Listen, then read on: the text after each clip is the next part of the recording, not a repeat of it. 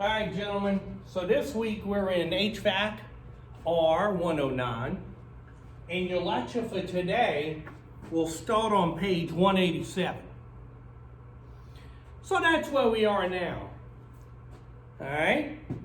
If you go to page 187, they got a small checklist for safety.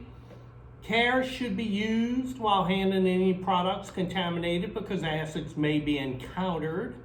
Do not place your hand over an open unit that's under high vacuum because the vacuum may cause a blood blister on your skin. Wear goggles and gloves when transferring refrigerant, and do not allow mercury of any instrument to escape.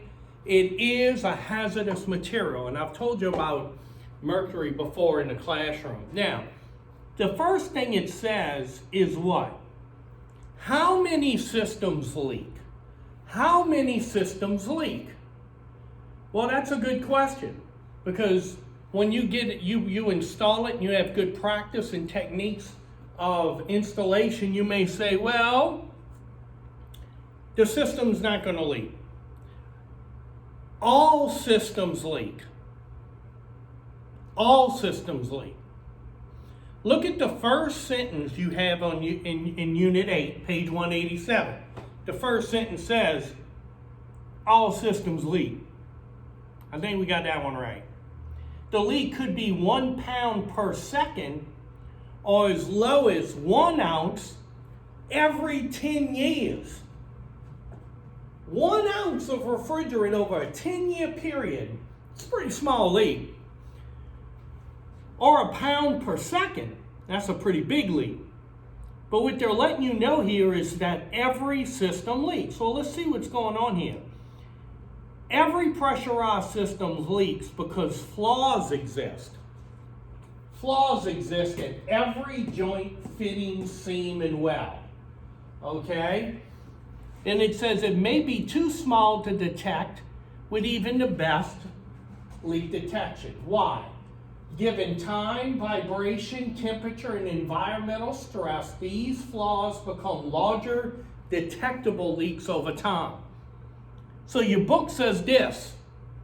I had a student argue with me. Oh, my parents never leaked.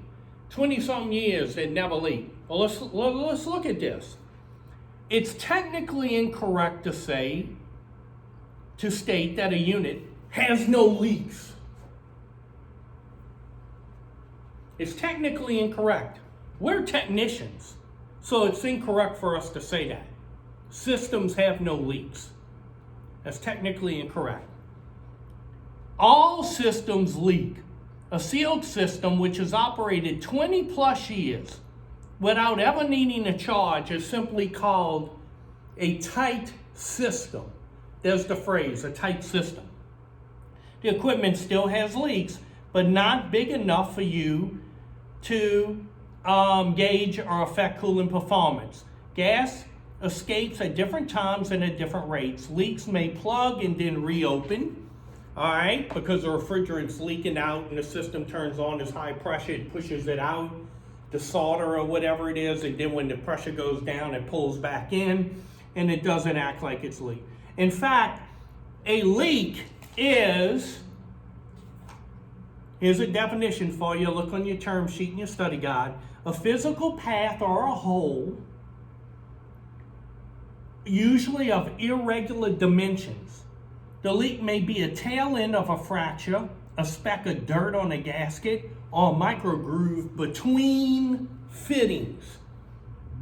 So that's a little bit of an introduction to leaks right here. Okay? Now, in the next video, we'll start on page 188 and we'll discuss exposing the leak and the different types of refrigerant leaks we can have in the system.